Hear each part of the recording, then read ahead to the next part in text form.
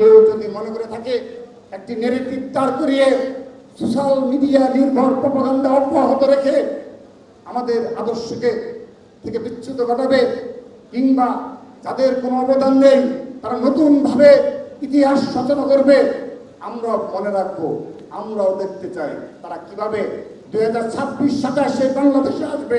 আমরাও দেখবো, আমরাও থাকবো, কিভাবে তারা সেই ইতিহাস বিচ্যুত করে নতুন ইতিহাস লিখতে পারে আমরা দেখব।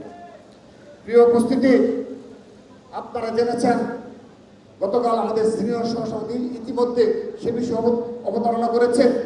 গতকাল আবরার ফাহাদের ভাই আবরার ফায়াজ একটি আলোচনা টকশোতে এবং তারও আগে তিনি সোশ্যাল মিডিয়ায় ফেসবুক স্ট্যাটাসের মাধ্যমে তিনি বেশ কিছু বিষয় অবতারণা করেছেন। তার মধ্যে উল্লেখযোগ্য বিষয় হলো এই হত্যাকাণ্ডের সাথে সরাসরি সম্পৃক্ত মুনতাসির আল জেমি নামে যে ছাত্রলীগের সন্ত্রাসী বলে আমরা যাকে চিহ্নিত করা হয়েছে, তিনি 6 আগস্ট কারাগার থেকে পালিয়ে গেছে। আজকের দিন পর্যন্ত তাকে গ্রেপ্তার করতে সক্ষম হয়নি। আবরার ফায়াজের ভাই, পরিবার এবং ছাত্রদলের পক্ষ থেকে আমরা গভীর উদ্বেগ জানিয়েছি।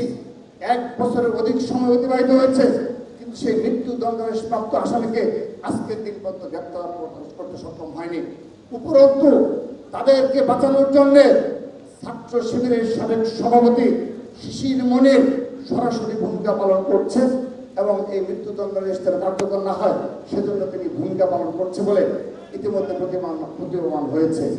সেজন্য আবরার ফাহাদের ভাই, পরিবার সহ আমরা সবাই উদ্বিগ্ন যে এ ধরনের গুপ্ত রাজনীতির কারণে আজকে সাধারণ শিক্ষার্থীদের মনে যে প্রশ্নের উদ্বেগ হয়েছে তার সঠিক জবাব যাদেরকে চিহ্নিত করা হয়েছে তাদেরকে দিতে হবে। যাদের দিকে আঙ্গুল তোলা হয়েছে তাদেরকে এই জবাব ভবিষ্যতে দিতে হবে। প্রিয় উপস্থিতি,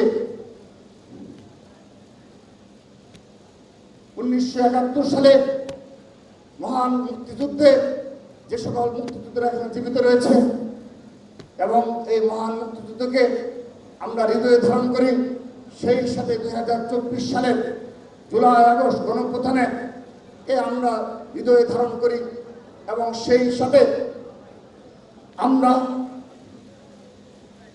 বিগত 15.5 বছর খুনি হাসিনার আমলে ছাত্রদল সহ বিরোধী মতের প্রতি যে নির্মম নির্যাতন হয়েছে, যারা শাহাদাত বরণ করেছে সবাইকে শ্রদ্ধা করে স্মরণ করে তাদেরকে হৃদয়ে ধারণ করে তাদের আত্মত্যাগকে হৃদয়ে ধারণ করে আমরা আগামীর বাংলাদেশ বিনির্মাণ করতে চাই।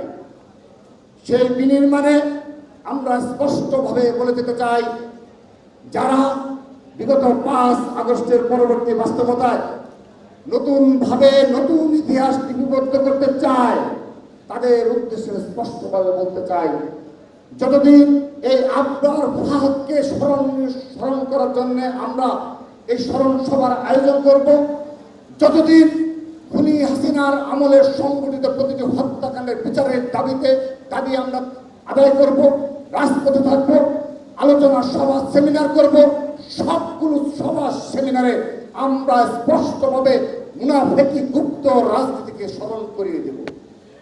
আমরা প্রতিটি কর্মসূচিতে বিগত 15.5 বছর যারা ছাত্রলীগের সুবিধা নিয়ে, যারা ছাত্রলীগের পদ নিয়ে আশ্রয়ে প্রশ্রয় থেকে ছাত্রলীগের সন্ত্রাসী কর্মকাণ্ডে অগ্রণী ভূমিকা পালন করেছে, আমরা যুগের পর যুগ এই বাংলাদেশের সাধারণ শিক্ষার্থীদেরকে আমরা স্মরণ করিয়ে দেব।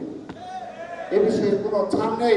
আজকে আমরা একটি নতুন বাস্তবতায় রাজনীতি করছি। আমি স্পষ্ট সবার উদ্দেশ্যে বলছি, বাংলাদেশ জাতীয়তাবাদী ছাত্রদল ইনশাআল্লাহ অচিরেই নতুন কর্মসূচি প্রণয়ন করবে, নতুনভাবে সাংগঠনিক সিদ্ধান্ত নেবে ইনশাআল্লাহ। ফিনিক্স পাখির ন্যায় বাংলাদেশ জাতীয় ছাত্রদল অচিরেই জাগ্রত হবে ইনশাআল্লাহ।